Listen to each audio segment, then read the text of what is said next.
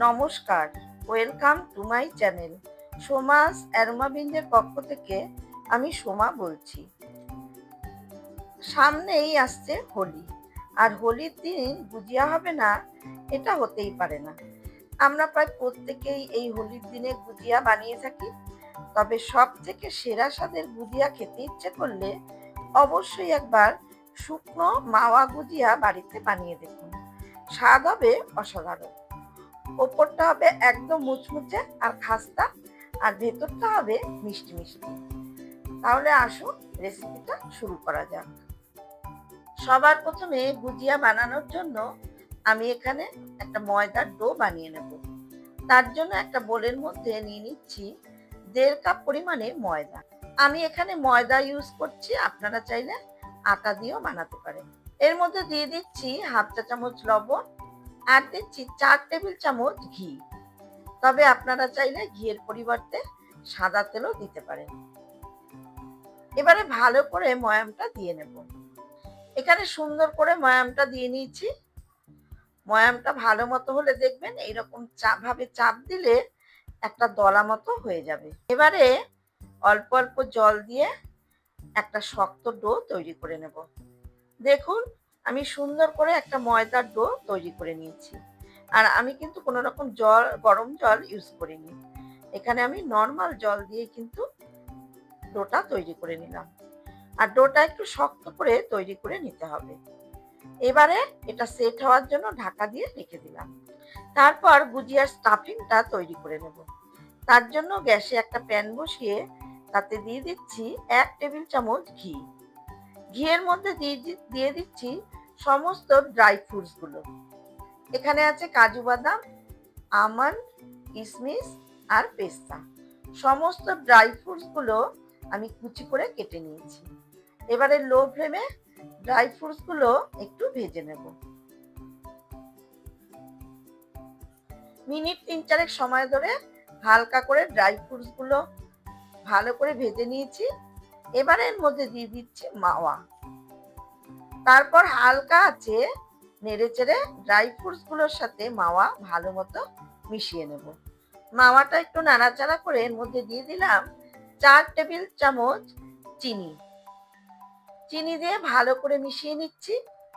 চিনি ভালো মতো মেল্ট হয়ে গেছে, আর মাওয়াটা বেশ সুন্দরভাবে রেডি হয়ে গেছে। এবারে গ্যাসের ফ্লেম অফ করে এটাকে একটা পাত্রে ঢেলে দিলাম। তারপর মাওয়াটাকে একটু ঠান্ডা করে নিতে হবে। আর ঠান্ডা হয়ে যাওয়ার পরে দেখবেন মাওয়াটা বেশ ঝরঝরে হয়ে যাবে। দেখুন মাওয়াটা ঠান্ডা হয়ে যাওয়ার পর কতটা ঝরঝরে হয়ে গেছে। এবারে এর মধ্যে দিয়ে দিলাম অল্প এলাচের গুঁড়ো। এলাচের গুঁড়ো দিয়ে ভালো মতো মিশিয়ে নিলাম। আর অন্যদিকে ময়দার ডোটা মেখে রেখেছিলাম, সেটা ভালো মতো সেট হয়ে গেছে। এবারে ডোটা হাত দিয়ে একটু মেখে নেব। তারপর ডোটা থেকে ছোট ছোট লেচি কেটে নিচ্ছি। দেখুন সমান ভাগে আমি ছোট ছোট লেচি কেটে নিয়েছি। এবারে একটা করে লেচি নিয়ে চাকিতে রেখে পাতলা করে বেলে নিচ্ছি। সুন্দর করে বেলে নিয়েছি। একইভাবে আরো কয়েকটা আমি বেলে নেব।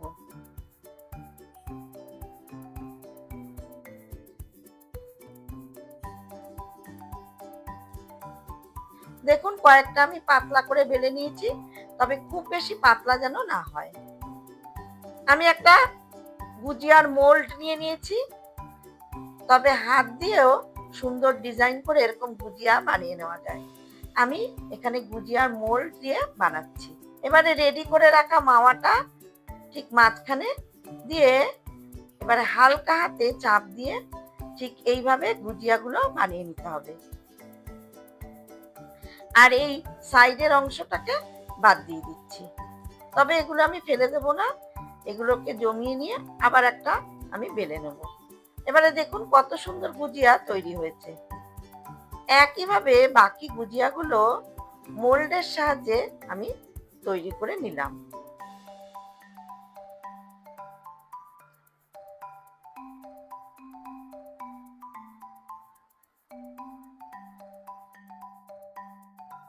গুজিয়াগুলো ভাজার জন্য আমি এখানে বেশ খানিকটা সাদা তেল নিয়েছি। এবারে এর মধ্যে দিয়ে দিলাম 3 চামচ ঘি। আপনারা চাইলে শুধু ঘি অথবা আমার মতো সাদা তেল আর ঘি মিশিয়ে ভেজে নিতে পারেন। তাতে গুজিয়াগুলোর স্বাদ আর গন্ধ ভীষণই ভালো লাগবে। তেল হালকা গরম করে একটা একটা করে গুজিয়া তেলের মধ্যে ছেড়ে দিলাম।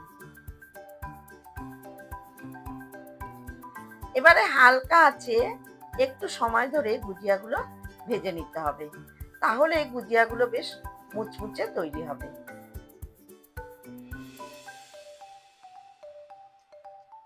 এখানে হালকা আছে গুজিয়াগুলো বেশ খানিকক্ষণ সময় ধরে ভেজে নিয়েছি, আর কালারটাও কিন্তু খুব সুন্দর এসেছে। এবারে ভেজে নেওয়া গুজিয়াগুলো কড়াই থেকে তুলে নিচ্ছি।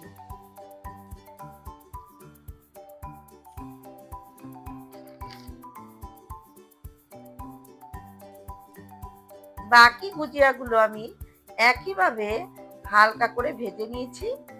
এবারে ভেজে নেওয়া গুজিয়াগুলো কড়াই থেকে তুলে নিলাম। দেখুন কত সুন্দর কালারটা এসেছে। এবারে 5 থেকে 6 ঘন্টা ঠান্ডা করে নেওয়ার পর বয়ামে ভরে রেখে দিতে পারেন। এগুলো কিন্তু অনেকদিন রেখে রেখে খাওয়া যায়। একদম মুচমুচে গুজিয়া তৈরি হয়ে গেছে, খেতে ভীষণই ভালো লাগবে। আমার আজকের এই হোলি স্পেশাল মাওয়া গুজিয়া রেসিপি আপনাদের কেমন লাগলো অবশ্যই জানাবেন। আর যদি ভালো লাগে তাহলে অবশ্যই লাইক করবেন, শেয়ার করবেন। আর যারা আমার চ্যানেলে নতুন বন্ধু তাদের কাছে অনুরোধ রাখবো, প্লিজ চ্যানেলটাকে সাবস্ক্রাইব করে পাশে থাকা বেল আইকনটাতে ক্লিক করবেন, যাতে আমার সমস্ত নতুন ভিডিওর আপডেট সব থেকে আগে আপনাদের কাছে পৌঁছে যায়। প্লিজ ভিডিওটা স্কিপ করবেন না, সম্পূর্ণ দেখবেন। ফিরে আসবো আবারও কোনো নতুন রেসিপি নিয়ে। ধন্যবাদ।